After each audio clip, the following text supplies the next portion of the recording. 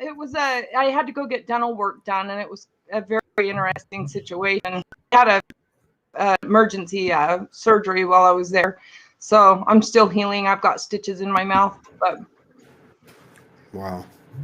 Yeah. Wow. Where'd you go? I went to Algodones, which is right off Winter Haven. I had a friend who used to be a cop in California, and he knew this girl, the dentist out there, where I wouldn't have probably dared, but she was really good. Yeah. And it's like a quarter of the cost that it is Yeah. out here, and I have to pay cash for it. So Yeah. otherwise it would be 20, you know, I mean, I manifested that at this moment. So. Yeah. It's funny how things work out, though. Oh, we got people coming in now. Right. There's about 23 people here. Oh, awesome. Let's see. Okay, so it looks like we're being suppressed a little bit, but that's okay. It comes and goes. It happens sometimes. So if these shows resonate, please, share it to your page or to just one group or something like that while our energy is being suppressed a little bit, which isn't a complaint and isn't any type of recognition of anything outside of us being more powerful than us.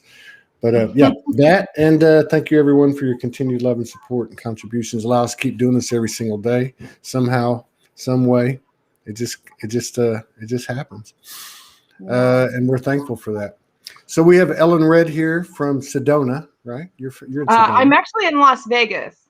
Oh, you're in Vegas? Okay. Yeah. I don't know. I thought you were in Sedona. You saw me in Sedona with Esteban. That's why. Okay, that's what it was. Yeah. Yeah. Esteban. Yeah. I won't hold that against you, knowing Esteban. No, he's an awesome guy. He's an awesome guy. I got to get him on the show. So, well, in like typical Soulogy style, in many cases, I don't know anything about you hardly. I have been to your page, and I did, look around a little bit. It's very interesting. Which one?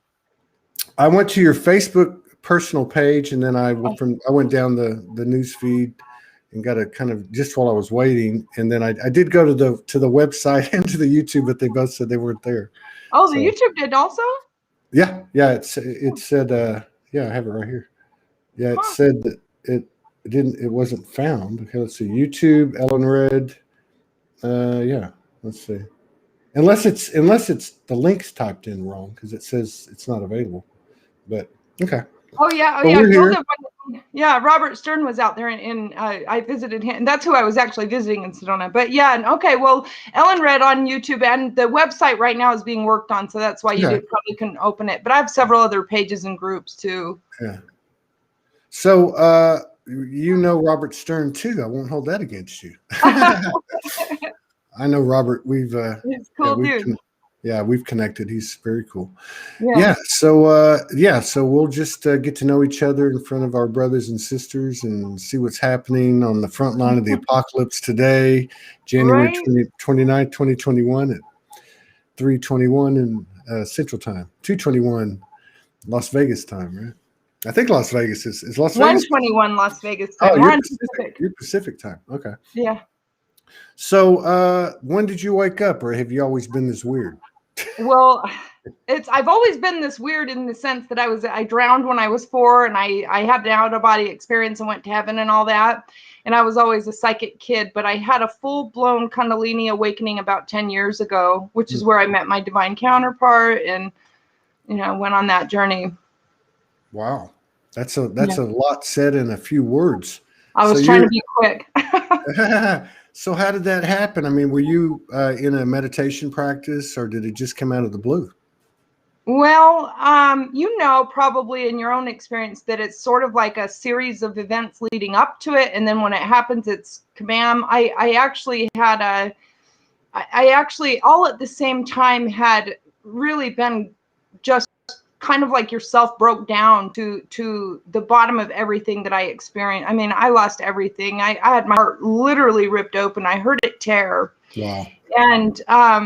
And of course that led me on a spiritual journey, and I started praying, meditating, etc. And then when it happened, it was just bam, one moment where wisdom was, poured into it's like my crown chakra opened and wisdom was poured in, and that was it. that's where I met my twin flame and all that. Now, did you meet your twin flame in the ethers, or did you meet them in person, or what happened? Not in person. We met in the ethers, and we went on that journey for almost 10 years now, and we only met this year in the physical. Oh, wow. This is cool. We spent a lot of yeah.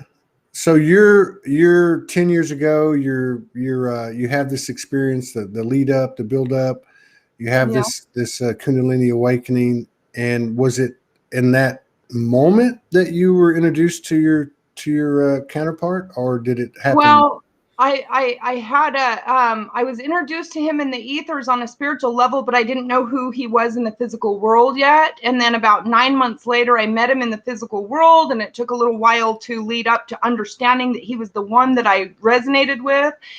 And then we went on a journey of knowing each other online, but not having a physical connection. We lived in different states, and we went through, just telepathy every day, and going through like every time I would meditate, he would confirm things that I was feeling in my meditation online. So it was just like, okay, I'm not going crazy. He knows everything I'm thinking and feeling. So it was a long journey of really just learning to reintegrate with my soul and really accepting and embracing the awesomeness of that connection, Wow. So where does it stand today? I mean, are y'all still connected today, or how's it going? We're still connected. He still lives in another state, so we do have some difficulty there. And in meeting him in the physical, I didn't know this. I always thought, because I could hear his voice inside my soul, so I always thought, one day when we do meet, I'm going to hear his voice. He's going to come up behind me, and I'm going to know it's him. Right. And then when I met him, I found that he had an aneurysm and a stroke, so he doesn't really talk. So I won't be hearing the voice like that. He talks, but not really. So that was that was an interesting. Wow, that is. Yeah. There's so many different variations of these connections. I mean, I've met and talked to people that their counterpart is not incarnated. Yeah. Or at least not at the moment. There's always the possibility of a walk-in. I've had some of them tell me that they're expecting that or been told that.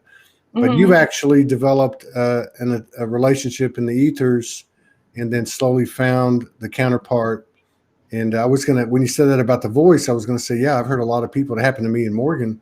The minute we heard the voice, we knew something was happening. Yeah. And I've heard others say that too. So you actually weren't given that, but you were given some other things that are probably more acute senses, sensitivities in terms of being able to communicate in, let's just say, the non physical, or not in a physical way so much, not physical senses. So that's pretty neat. We had to build everything. I went to heaven, met God, and I had to build it from there down to bring it into the earth plane. So it was a totally opposite than just meeting in the physical and building up. We went the other way for whatever reason. So. Yeah, that's pretty much what we did too. I don't even think about it. Oh, okay. I didn't know that. Well, okay, I mean, yeah, because we met, but we were messaging, and but we did a lot. For 17 months, we did a lot of soul merging, a lot of herioscamos. So it was all built from the ethers down to the physical, as opposed to the physical up to same. You guys just got to meet sooner then. Yeah. So this is cool. And now, did your abilities take off after you had this experience? Oh yeah. I mean, I was already pretty psychic, but once that happened, it really, it just opened me up to fully embracing who I am as a multi-dimensional soul. So definitely polished it. Does to your knowledge, for the two of y'all, have you had any guidance in terms of the connection and what it might mean in terms of what your mission or missions are? Oh yeah, for sure. That was part of what I think delayed us in having a physical connection, is that I personally, and he had a lot of, as you know, everybody's story is different, but we had a lot of baggage to work through. And in doing so, we're stepping into the soul mission because of his situation. He's not as involved in the community. He doesn't even really get online. So Right. you're very rarely going to see him. Once in a while, he's in my twin flame group. I have stepped into my soul mission, and I have a large twin flame group called Twin Flame Initiates. It's got like 40-something thousand people. I have another one called Akashic Recall, which has maybe 15,000 so far, and several pages and several groups. And so I'm kind of like in that work now, fully embodying it. And he has some different circumstances a little bit in his life. So how that's going to unfold yet is a mystery. We're still working through it. Well, it sounds like it already is unfolding. It is. It's always, unfolding, right? What about when your Kundalini happened, and since then? I mean, have you had particular consciousnesses or divine essences, angelic, galactic, elemental? Have you had specific ones that have kind of walked you down this path? Yeah, when the Kundalini activation happened and I accessed the Akashic records, I was initiated by a being that I call Melchizedek. So I was initiated into the Melchizedek order, and so I work with the galactics and the angelic realms, but it would have been the Melchizedek order that I was initiated into, if that makes sense. Oh, absolutely. Yeah. And I've talked to a few people that have had that experience. And you mentioned when the Akashic records opened up. Now, I've heard a lot of people talk about this. I've also heard a lot of people on the show, they talk about how they access the Akashic, and, knowing that everybody's connection or communion with infinite intelligence and all that it offers is unique in how we speak and how we communicate and what's shown to us. It's always intrigued me. It's, my curiosity gets the best of me. And what is tapping into the Akashic? What's that like for you? When do you use it? And, can you just kind of give us an idea of, what your experience is like? Yeah, for me, it was when I really first understood it, it was like accessing the God mind or the hive mind, the mind of all. And so it was like seeing and hearing and feeling. It was going into this huge etheric library and seeing and understanding every thought and every deed and every action that has happened in the past, that is happening now, and that has happened in the future timelines also. So it was like a full-blown just library full of the all, if you will. And I call it the hive mind or the collective consciousness. Yeah, beehive intelligence, right? Yeah. So, and how does that occur for you? Do you consciously go into the Akashic with intent, or does it just kind of open up to you when it feels like it? When it in synchronicity? How does that work?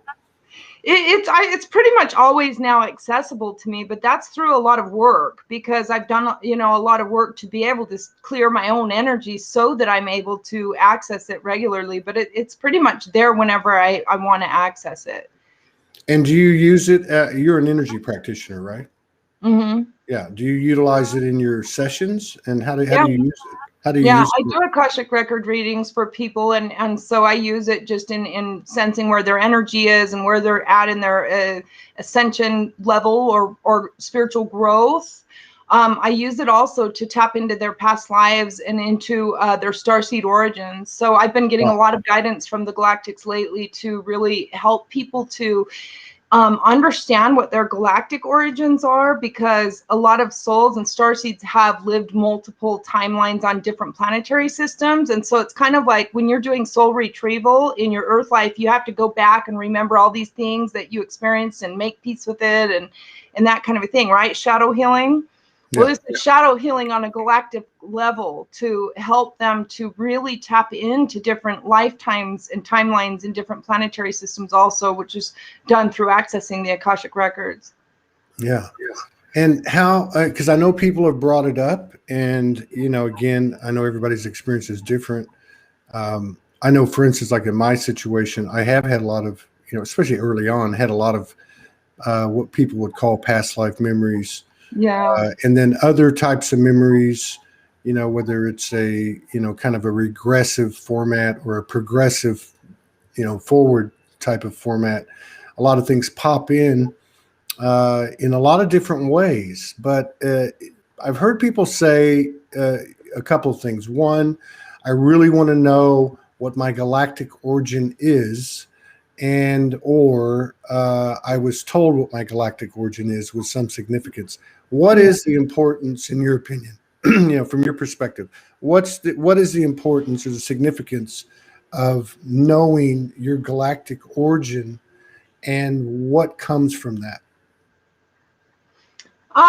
Well, what I understand about it at this point is, one, it really has a lot to do with what your genealogy is in incarnating in this lifetime. So you're going to incarnate into certain races, into certain nationalities, and that kind of a thing, because of certain soul lessons that you both came to experience, but also that you were prepared for in other planetary systems. So you might have, especially with the Pleiadians are, very common here, but you would have, if you were living in Pleiades or you were Pleiadian, you would have then, in your time there, you would have been learning about the arts, and you would have been learning about, growing your own food, and you would have been learning those skills, so that as you into the earth plane, you are armed with those skills in your DNA, if you will.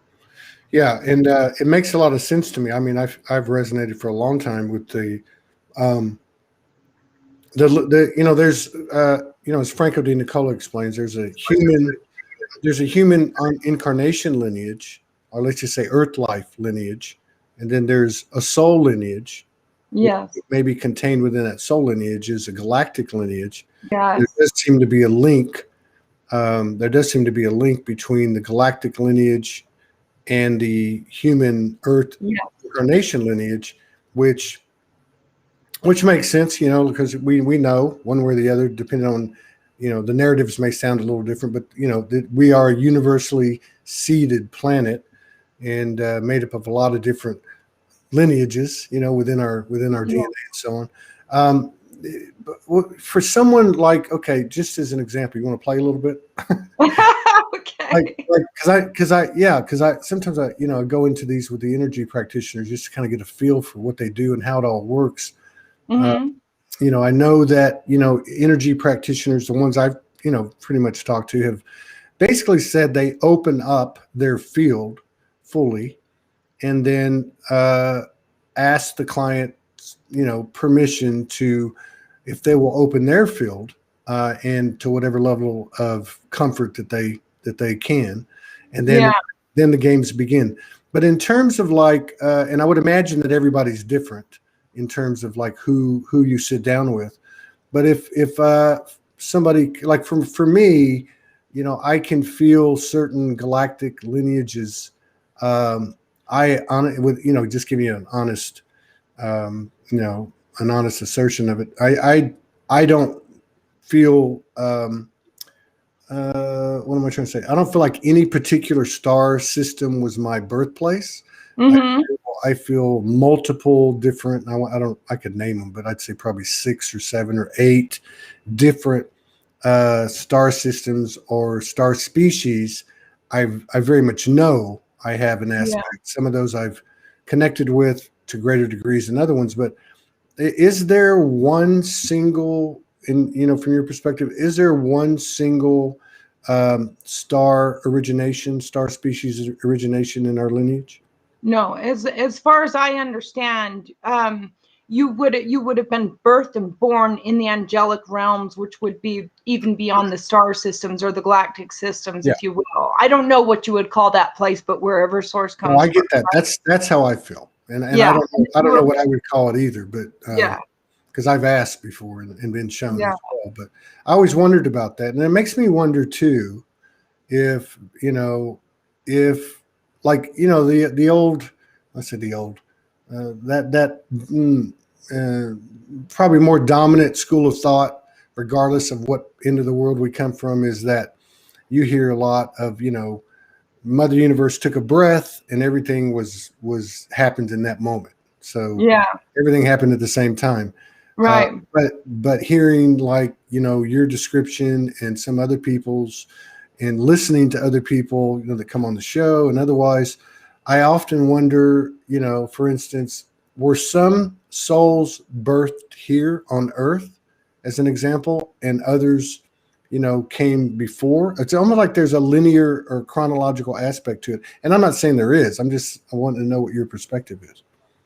I agree with you, and I'm going to just speak from what I was shown in my awakening, or what Source revealed to me in my own personal revelations, was that the souls that are incarnating on Earth now have lived in other star systems first and developed certain characteristics and qualities that they were going to need to come onto the Earth plane. So Earthlings are really actually highly evolved souls, and not all souls in the higher dimensions got to come to Earth. Yeah, as I understand it. That fits with my own stuff. Yeah.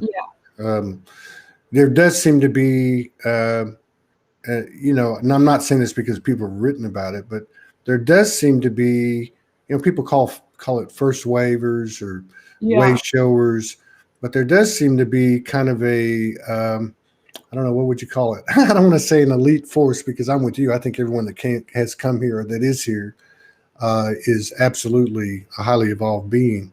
Yeah. But yeah, there's that whole narrative of, Mother Earth put out a clarion call. Souls came from all over the multiverses, specifically for this moment of transformation that we're going through, or that we're on the precipice of, at a minimum. But I guess, what I was getting at was there seems to be, it seems to resonate that there is I don't know how you would describe this without sending out a frequency of separation, but a group that maybe came here specifically to lead the charge. Let's put it that way. Does that? I know where you're going. Yeah. I know where you're going with that. And here's my answer, or my understanding is that, yes, you're right. In some handful of souls that are on the planet are here specifically to awaken and help lead the way, or be way showers. But as I saw it, everybody who's here chose a role.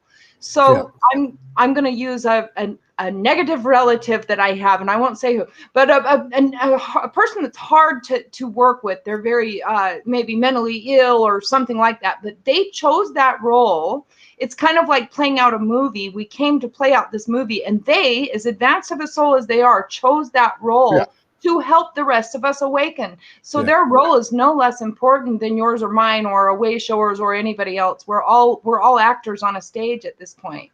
I totally agree with that. Absolutely. I often, when I was doing my shadow, you never really stopped, do you? Right. when I was in the first parts of my awakening, and then even more so after I met Morgan, and she introduced me to, higher levels of playing with energy and reforming DNA and so on. I would often come to the revelation that, it was kind of like this. I remember receiving it this way. Who would you rather have come down into this incarnation with you and play the role of a chief antagonist, like the relative you're talking about, or the one I'm referring to, than somebody that you're really, really close to up in the ethers? You know what I mean?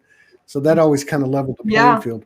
But another thing that I find really interesting, particularly over the last few months, particularly over the last 2 or 3 months, is the level of polarization in the community of the so-called way showers and light workers.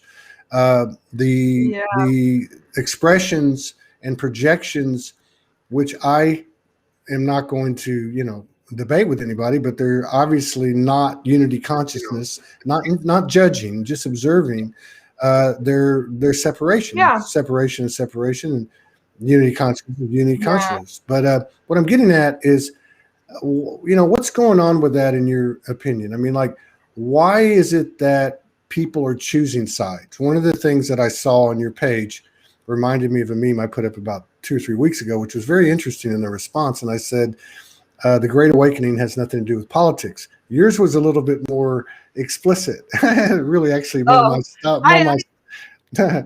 But what do you think's going on with that? I mean, I'm talking about just a couple of quick examples. People channeling that, and I respect everybody's reality. Don't get me wrong. People channeling that their guides or their team is telling them that this group over here are the good guys and this group over here are the bad guys. Or people even getting a little bit more charged and saying, "Hey, if you don't like this or don't like that, get off my page." I mean, what are your thoughts on this? Why is it happening, and what do you think about it?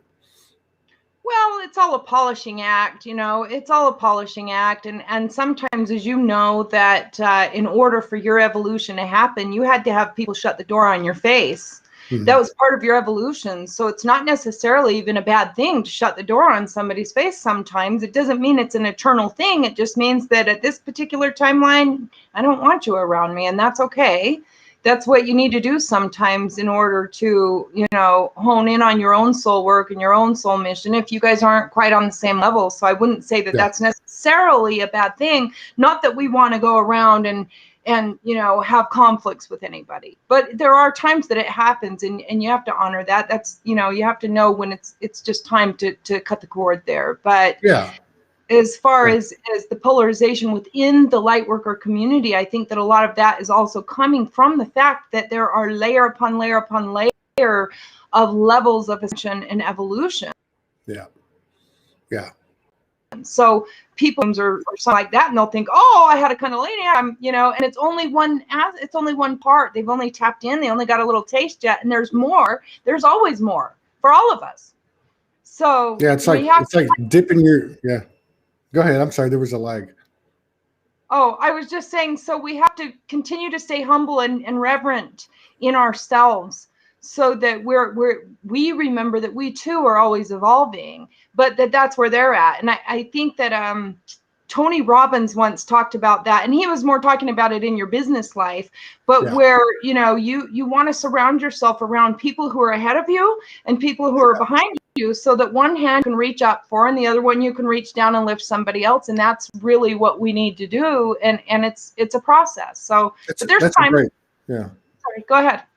No, we have a little bit of a lag. I'm not interrupting you on purpose, but that's a great metaphor to me, a great energetic metaphor. And I like Tony Robbins because what that says to me is be open both ways. A lot of times we're open to the light, from our perspective, but we're not open to the dark, and not being open to the dark to me can be, oh my God, that force is coming at me and I need to protect myself or hide or ignore or whatever the case is, when, that to me is no different than too much light, too much pious or whatever the case is.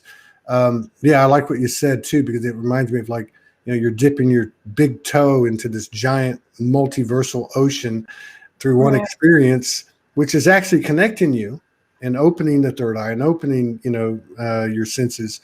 But at the same time, it's just like a fly on an elephant's butt. It's just a small part of the whole thing, like you were saying. What about I'm interested to know what your thoughts are on particularly the consciousnesses that I will say are in part non-physical, at least to this point, on the earth. We spend so much time in the ethers, right? Particularly the cosmos, particularly, look up at the stars. So meaning look out, look externally. Yeah. But I'm talking about the elementals, the plant and animal kingdom, the nature beings, and also the inner earth beings. What are your thoughts on those things? Well, I haven't put a lot of thought on those things much, except during my awakening, where I was fully aware that the elementals, the trees, the plants, even the stones, the gemstones, they're all living beings, and they're constantly sending messages to us if we'll tune into them. So they're definitely here in service of our mission on this planet and our part of Earth. That's my awareness. As far as inner earth beings, I really haven't done a whole lot of work on that. I really haven't looked into it too much, so I won't comment on that. Yeah, I got you. And thank you for that. We need a lot more of that. The I don't know tells me that somebody's definitely open to things they don't understand and admit to the things they don't understand. I want to go back to this comment on what you were talking about earlier. And because this viewer, and thank you for the comment, Subconscious Awakening on YouTube. She said, I've learned so much about myself with conflicts. I always look at myself. And I think when I was asking you and you were replying, and I just got caught off on another stream, but that's basically what you were relaying. And what I was kind of trying to get to in terms of getting deeper into that answer is that we know it's never them, it's always me. Everything is for me. So on one hand, I can see where we're all having a higher level of self-awareness when we project and when we send out frequencies of separation. More and more people are having an answer like, I don't know, or just keeping their mouth shut, until they're balanced. But I just wanted to point that out because she was basically restating or reaffirming and validating what you were saying. And that's a good thing to me.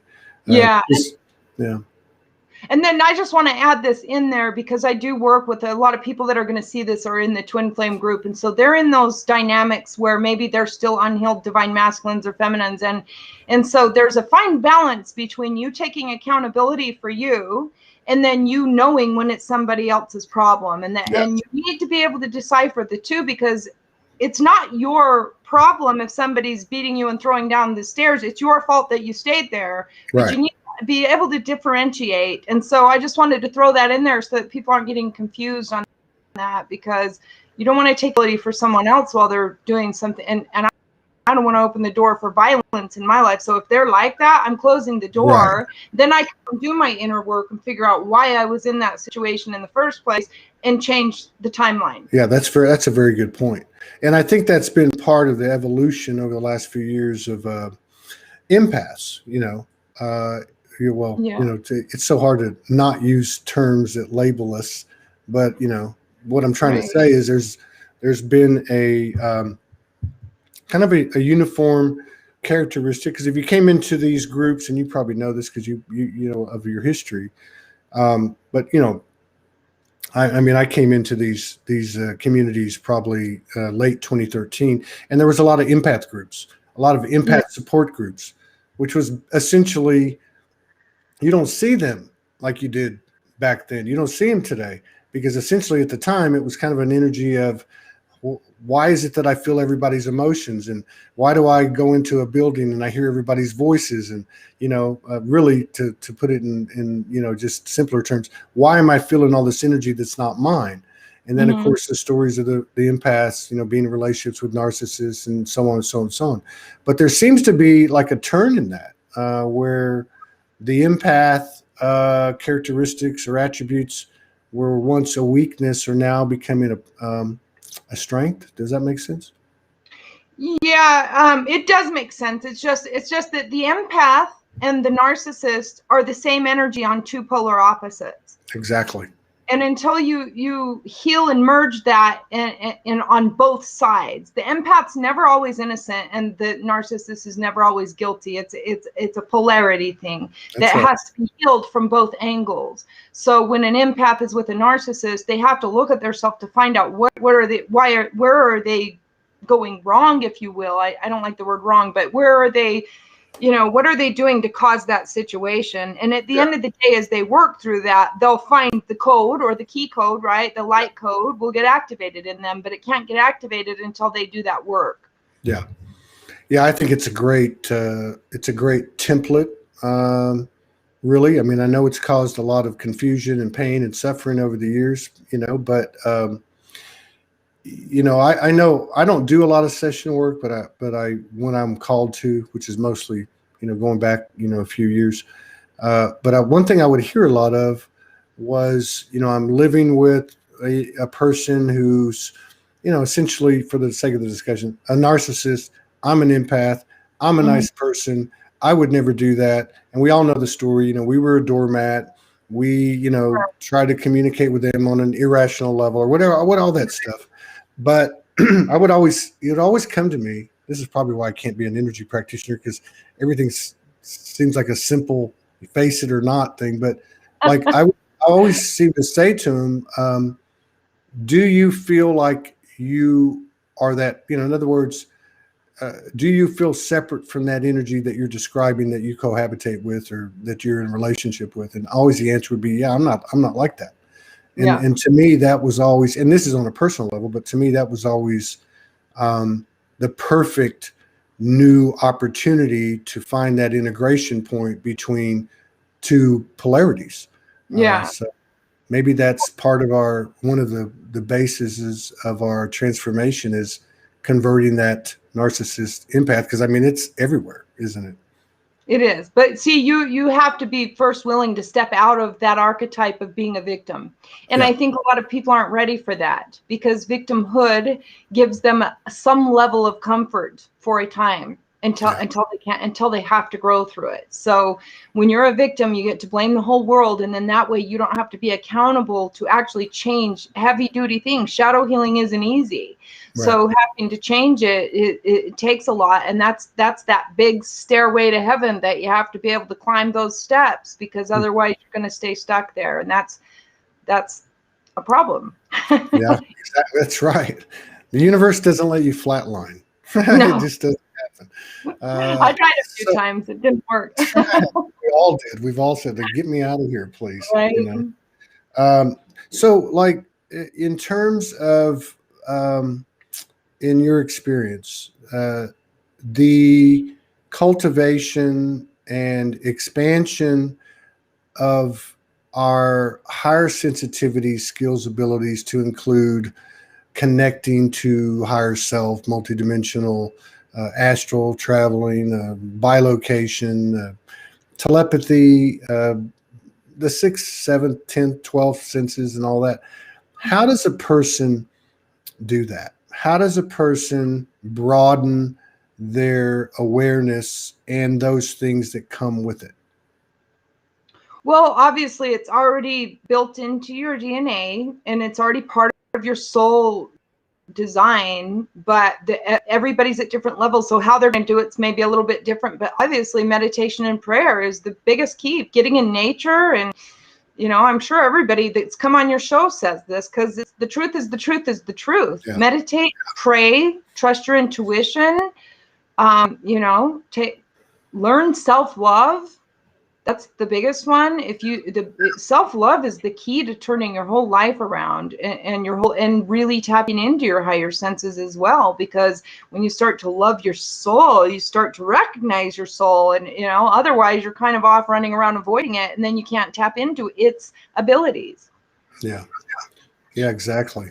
Yeah, I always, because there's so many complications, right? Because we are this mix of multidimensionality, and we're getting information in, and we're also having human experiences, and we have old traumas, and we have ancestral things, and and I always go back to like the whole thing about it's never them, it's always me. Sometimes, and I still am inclined this way, that we can't see everything, and maybe we're all beaten at the same vibration. It just doesn't look that way because we got 8 billion different perspectives, and perception is consciousness. But it's one of the things too that has been seemingly coming into the fold has been the higher we go is predicated, and I'm not saying this is gospel, but I'd like to hear your perspective on it. But the higher we go, so to speak, you know what I mean by that, metaphorically, is predicated on the deeper we go within our human essence, being human, not running from being human, not ignoring the humans part of it. Because if we look at our, say, like in your, what you were saying, if we look at our self-love quotient, it's most impeded by our perception of our human, right? So you get all that. You have any comments on that? Oh, I have a lot of comments on that. Go for it. I've been on a kick about that all year long, because obviously I work with a lot of people who are also spiritual healers and light workers and things, but a lot of them are at different levels of their ascension. And I think that a lot of people have the misconception that ascension means coming out of your human self and going into some higher place somewhere, when in my awareness, yes, you did that to find your truth or to find or to connect to your high soul, but your work is to bring it here onto earth. Go make cookies for your neighbor, go visit them, check on the lady down the street that's alone and make sure she's okay and not in there suffering and dying. We're here in the human world for humanity. That's what we're here for. That's really what it's about. And when we lose touch with that in our work to ascend or work to heal our soul or whatever, we're still disconnected. We're still in a program. It's a program. Exactly. How do you think we're doing? I mean, again, my timeline's probably about the same as yours. My reawakening or whatever was summer of 2011. Mine too. Really? Mine was May 30th at 1:11 in the morning. I don't know exactly. Bug fly right into my window. One of those alchemy bugs flew right window, and I was like, but yeah, how do you think we're doing? I mean, when I say that, when I ask that, what I mean is, for me anyway, and your feeling may be different, and certainly elaborate on how you feel about it. But when I say how are we doing, I'm looking at really how close are we to having physical transformations, what they would call in the old world miracles, instant manifestation, instant healing, teleportation, things that would seem far out fantastical and impossible. How do you think we're doing in relation to where we've come from to where we are? Well, I don't know about others. I can only speak for myself as far as that goes, but I know that I can instantly manifest. I do instantly manifest regularly, and teleport and all that stuff. As a collective, I would say that we're in a really awesome stage right now. We have a lot of work still to do, but we're in such a pivotal stage right now where, the collective is, at least my dad, who's 80 years old, after all 10 years of me being on this twin flame journey and him really kind of being a little scared to deal with it because he had a religious background, 10 years of this, just 2 days ago called me to ask me a twin flame question. Like, wow, really? What was the twin flame question? Did he meet somebody or what? No, he's just curious. He's married in his own life, and it's a divine union, so it's kind of like maybe he's curious about it. I don't know, but it's it's interesting and it's awesome to see. And I'm hearing like people that I did real estate with years ago when I was in my 3D life, thought I was crazy. They all thought I was crazy when I went off, and went homeless. I went homeless also for a while I had my awakening. And they all thought I was Looney Tunes. And now, today, they're all calling me and talking to me about David Icke and, the body and all this stuff. Well, you're doing better than me.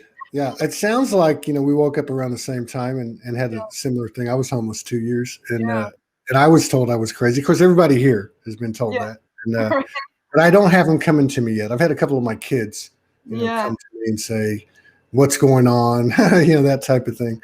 What was I going to ask you about? Oh my God. Oh, okay. So this is a big subject. All right. Twin flames. And we know that, we're in this environment. It's a perfect imperfection. And there's, terms, the frequency of terms gets, contorted and whatever, different connotations to it. But I know what you're talking about in terms of that connection that did not, at least from my perspective, doesn't have to necessarily be romantic, because I've met people that are connected that have the same frequency, for instance, that Morgan and I do, and I've met individuals that have it. But my question is more to not get into the semantical differences and all that. Yeah. But from your perspective, what is the reason? What is the role of this Trinity connection, this triad connection, this divine consort, divine union, sacred union, twin flame. What is that all about from your experience? Well, in my understanding, it's really the ultimate original split of the soul that caused so much suffering on the earth plane. So all of our suffering came from not being with or knowing that we were truly divinely loved, and that when we have that awareness or that remembrance of our own soul's design to know that wherever we are, we're safe, we're whole, we're loved, we're divine, we're connected, we're never alone. It gives a tremendous amount of peace, and that peace we wouldn't have otherwise had if we didn't have that knowledge. So people are creating wars, and they're cheating on each other, and they're violating each other, and using and abusing and all these things because they're looking for love, and they're trying to, and that's my understanding, is that was the original split that caused humanity's suffering, and that as we're coming back into union with one another, it's causing a healing and a reintegration of the soul, and therefore of the collective body. Yeah, I get that. And then, of course, with everything being brought to a singularity, people, I think one thing that isn't debated in terms of semantical differences is, divine union, sacred union occurs inside, right? Occurs inside each one of us. Yes. One of the things that really intrigues me about our journey together, all of us, and what's occurring potentially, well, it is occurring, and the potential of it's expanding, is now the manifestation of a mirror in the physical that then brings into play a third energy that is, I guess, non-physical and physical, and almost like you could call it Holy Spirit, you could call it Chi, you could call it a lot of things, Brahman. I mean, but that seems to be really picking up pace. Although you don't see it on mainstream media, you don't even see a lot of it being talked about in what you might call alt news platforms. But almost like it's the hidden secret, the secret weapon, what I mean? I mean, can you relate to that? Oh yeah, it's like accessing superpowers, and not to over glorify the situation, but in certain ways it's like tapping into some superpowers there, to where nothing, you remember you're invincible, you're eternal, your body can die, but those, you're always eternal. So it is a superpower in some ways, but I understand what you're saying. And it's anchoring also a divine aspect, I think, of our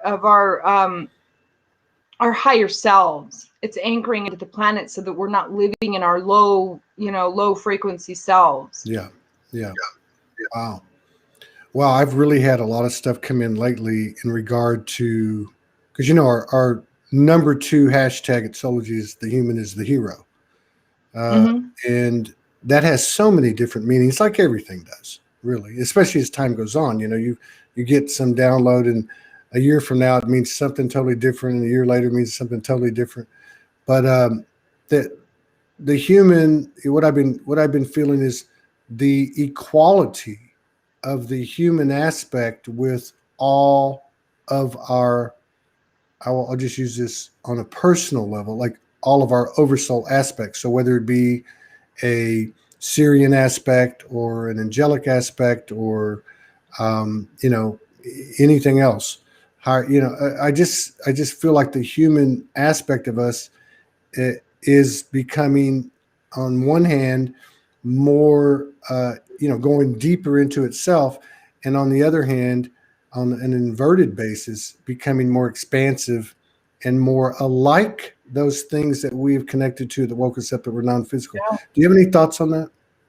I totally agree with you on that. I totally agree. And I think that's kind of a lot of the integration that we do when we're in that soul journey with our twin flame after activation, or at least it was for me, is that, we had to first integrate everything from the highest dimension down. So it was a lot of realizing, oh, I'm this and I'm that, and I've had lived on this planet and had this past life and those kinds of things, so that all of them can come together into your beingness, and all of a sudden you're not just this little itty bitty human. Yeah, exactly. Something much more. Yeah, and I'm going to ask you about this too. So, and very recently too, the what am I trying to say here? I don't want to say veto power, but there's something coming into my field anyway, which is that the human aspect absolutely has a voice in when it comes to the decision making process. And I know we've been in free will. Don't get me wrong, but I'm talking about something that's more of like a merging of free will to divine will. But almost like, let me put it this way, free will merging with the new divine will, and the new divine will being a product of our experience in these human incarnations, as well as what we brought into this world with us. Okay, so in other words, a more prominent, confident, creative, impactful influencer, and ultimately the final decision maker with a higher level of discernment being the human, and the human being on equal ground with the rest of our aspects. Does that resonate with you at all? Do you have anything you could add to that or subtract? Don't be shy. It does. It does. It's a paradox. What you were just saying, I was like, well, what he's saying both sides of this whole big picture. That's a paradox, which is that we're God and we're just a little human at the same time. And as we're starting to integrate it, we're really becoming God on earth, or, you know, I guess that's the best way I could say it. I don't know that I could add any other easier way to describe it than the way that you did, but I do understand what you're saying. Yeah, I get what you're saying, and I, you know, just one of the things I've learned too is, especially doing the show, is, you know, being spontaneous and honoring what's being presented as you're, you know, as you're in this container, if you will, with this other person and all the people that make it up, because to me that's just as important. The people, you know, as Abraham Hicks talks about vortexes or vortices, and you know, to me, it's all who watch it, who will watch it later. But in this eternal moment, which has no linear aspect, it's all being created now. But I just think that there's a certain symmetry and synchronicity that's occurring that, you know, at least in my own life, I try to honor. And so that whatever I spit out or whatever you spit out is actually not us talking. It's the whole composition of this vortex. Yeah, I appreciate it. Yeah, this is cool. And so let me ask you this too. The term sacred sexuality is another one that has a lot of, you know, points of contention or differences in terms of semantics. But if looking at everything as energy, including ourselves and including our physical bodies, and then taking into account your great explanation of the energy, the frequency, vibration of divine union of twins, whatever you want to call it. How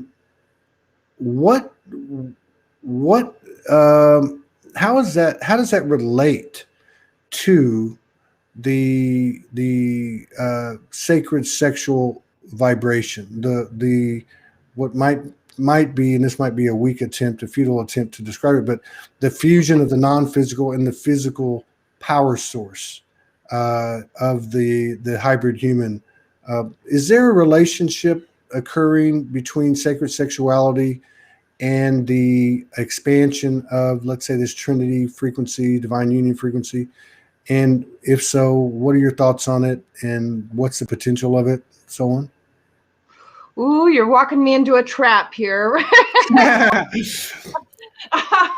Do we need to put up a disclaimer right now? All elderly people and children, please turn the set off now. No, I'm kidding. I'm going to speak from my own experience again, because I realize that people are at all different levels of evolution. But in my journey, I even after I met my twin flame, I still had sex with somebody outside of that union. Believe it or not, it was the dumbest thing, but I did. And it was because it took us so many years to come into the physical, so I was getting confused and stuff, but anyway, in that journey I did, and in doing so, boy, did I learn a hell of a lesson, and I mean hell. So coming together was so sacred and so beautiful, and it was like in my awareness, the twin flames are made from God. They're the ones that were meant originally to be together. When you're having sex with somebody else, it's like having a pair on your system. It's like opening the door to cockroaches there with it. So and take that own personal, that sacred duality was my journey with him, where it was realization that we in our alchemical makeup are made as we're made together, and that door it can cause distortions to your Merkaba.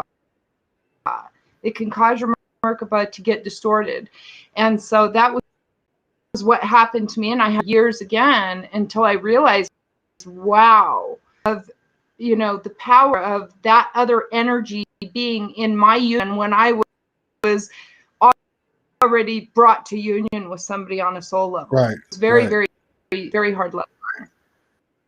Well, that would have been a hard thing to know going into it, though. I would, have to give yourself some, give yourself a little, give yourself a little break, because you've taken, even in these circles, a unique path in your connection. It's not like Morgan and I living together every day, and but I know energetically it's all the same thing. And I really appreciate what you had to say too, because I'm a big believer going back to the new divine will.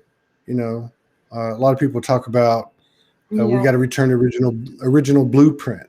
I don't think we're returning to the original blueprint. I think we're creating the new blueprint. And again, it's based on what we brought in here and you add that to our experience, and then you have a new higher truth, higher love, more refined blueprint. But yeah, I really appreciate your honesty, because that's a lot of this stuff we're finding out as we go, based on the best decision we can make, given our perfect imperfections and everything else that goes with it. And another thing might be so you have a primarily telepathic, etheric relationship, which I guess when it's all said and done, we all do. But I mean, in the literal, from the human perspective, it's not, let's say, it's not conventional. Let's put it that way. And so, but do you find that or let me put it this way. Do you find that you can merge with others the way you do with your partner?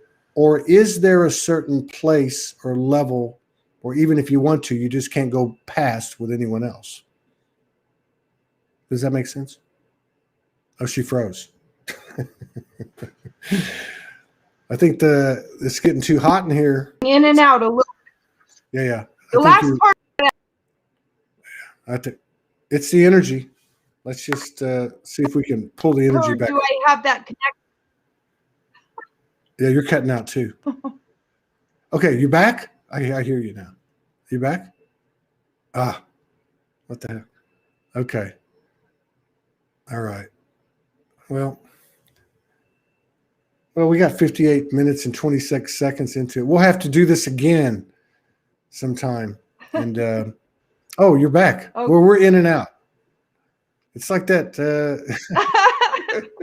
Anyway, it's all good. Peace out. You take care.